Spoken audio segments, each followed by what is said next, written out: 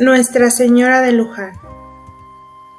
Corría el mes de mayo de 1630, cuando la milagrosa imagen de la Virgen de Luján llegó a la Argentina. Antonio Farías Sá era un hacendado radicado en Sumampa, Santiago del Estero, que quería colocar en su estancia una capilla para la Virgen. Este hombre le pidió a un amigo que vivía en Brasil que le enviara una imagen que representara la Inmaculada Concepción de María. El amigo le envió dos, la que le había encargado y otra de la Virgen, con el niño Jesús. Cuando llegaron, fueron colocados en una carreta y partieron en una caravana, rumbo a Sumampa. La caravana se detuvo a orillas del río Luján, a 67 kilómetros de Buenos Aires, en una hacienda conocida como la Estancia de Rosendo. Al llegar el otro día, los carreteros iban a proseguir con el viaje, pero la carreta que llevaba la imagen no se movía. Intentaron de todas las formas posibles que caminara. Bajaron la mercadería, colocaron más bueyes, pero todo fue inútil. Las dos imágenes estaban en el fondo de la carreta, en dos pequeños cajones. Los carreteros retiraron una imagen y no se movió. La subieron y bajaron la otra, y la carreta marchó normalmente.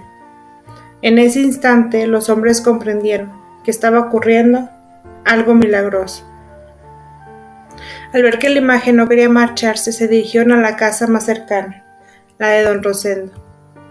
La familia se emocionó al ver la imagen y la colocaron en su casa. La noticia corrió por toda la región y se enteraron hasta en Buenos Aires. Las personas empezaron a viajar al lugar. Entonces, don Rosendo construyó una pequeña capilla entre los pajonales de la Pampa. En este lugar permaneció la Virgencita desde 1630 hasta 1674. El negro Manuel. Este hombre dedicó toda su vida, desde que llegó a la Argentina, a cuidar a la Virgen de Luján. Fue traído de África y vendido como esclavo en Brasil. Llegó al Río de la Plata a los 20 años de edad, en la embarcación en donde venía la bendita imagen. Presenció el milagro en la estancia de don Rosendo. Se desconoce quién era su dueño, pero Manuel permaneció en la estancia al cuidado de la imagen, consagrando su vida a la atención de la Santísima Virgen. La tradición nos dice que Manuel realizaba curas milagrosas con el cebo de las velas de la capilla y relataba a los peregrinos los viajes de la Santa Virgen, que salía de la noche para dar consuelo a los afligidos. Manuel guardaba de los viajes de la Señora los abrojos que desprendían del vestido de la Virgen. Con los años, don Rosendo falleció y el lugar quedó casi abandonado. Pero este hombre fue siempre fiel y continuó al servicio de la Virgen. Doña Ana Matos. Doña Ana, viuda de Siqueiras, era una señora que tenía una gran cantidad de tierras a orillas del río Luján. Ella quería llevar la imagen a su casa y realizarle una capilla. Para ello, en el año 1674, habló con el cura Juan de Oramas, administrador de los bienes de don Rosendo, y la colocó en su casa. Pero la Santa Virgen desapareció y la encontraron en su antigua ermita, donde Ana volvió a llevar la imagen a su casa y por segunda vez regresó a la estancia de don Rosendo. La dama consultó entonces a las autoridades eclesiásticas y civiles, quienes viajaron al lugar y examinaron lo sucedido. Esta vez la Virgen fue trasladada en una devota peregrinación y en compañía de don Manuel.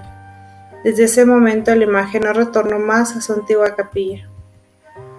Luego de confirmar la veracidad de lo sucedido, la autoridad eclesiástica autorizó oficialmente el culto público a la pura y limpia Concepción del río Luján. Doña Ana donó el terreno para la realización del nuevo templo en el año 1677, lugar donde actualmente se encuentra la hermosa Basílica de Luján. Don Pedro de Montalvo. El clérigo don Pedro estaba muy enfermo y desahuciado. En 1684 viajó a Luján. Casi moribundo, fue llevado a la capilla.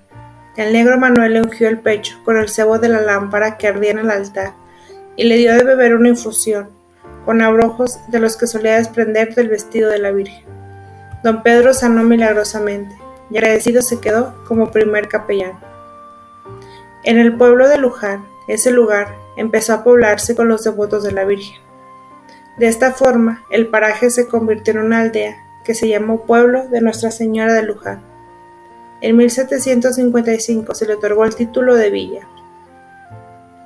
La devoción por la Virgen fue creciendo, año tras año, así como los milagros que ocurrían, y el 23 de octubre de 1730, Luján era instituida parroquia. El cura párroco, don José de Andújar, deseaba ampliar el templo, y junto al obispo fray Juan de Arregui iniciaron la construcción, pero esta no llegó a buen término porque después de grandes contratiempos terminó por desplomarse. Don Juan de Lésica y Torresuri. Este hombre, nacido en Vizcaya, España, estaba muy enfermo y fue curado milagrosamente por la Santísima Virgen de Luján. Don Juan, en agradecimiento, se entregó por completo a la creación del nuevo templo, y a fines de 1754 se inició la construcción. En 1763 se terminó felizmente la obra, y los cabildantes de Luján eligieron y juraron a Nuestra Señora por celestial, reina y patrona. El padre Salvaire. Hacia el año 1872, el arzobispo de Buenos Aires, Monseñor Federico Aneiros, entregó la custodia del templo a los sacerdotes de la Congregación de la Misión, conocidos como padres lazaristas. En aquel entonces el teniente cura Jorge María Salvaire fue herido en un viaje por los indios y estuvo al borde de la muerte. En ese momento realizó una promesa a la Santísima Virgen y milagrosamente fue sanado. La promesa del padre Salvaire fue: publicaré tus milagros, engrandeceré tu iglesia. En cumplimiento de este voto, publicó en 1885 la historia de Nuestra Señora de Luján. En 1889 fue nombrado cura párroco de Luján y dedicó su vida y esfuerzos para dedicar la gran basílica. Con el apoyo de Monseñor Aneiros y la colaboración de sus compañeros de congregación, inició la construcción de la actual Basílica Nacional. Cuando falleció en 1899, la obra continuó en manos del padre Davani, quien murió en 1922. Para ese entonces, el santuario ya estaba terminado en su estructura fundamental. El santuario de Luján es de estilo gótico, ojival, del siglo XIV. Sus dimensiones son de anchura en el crucero, 68-50 metros, longitud 104 metros, anchura de frente 42 metros, altura de las dos torres mayores 106 metros. El 8 de diciembre de 1930, el Papa Pío XII le otorga oficialmente el título de basílica. La imagen es pequeña, de 38 centímetros. Está modelada en arcilla cocida, terracota. Su rostro es ovalado, de color moreno.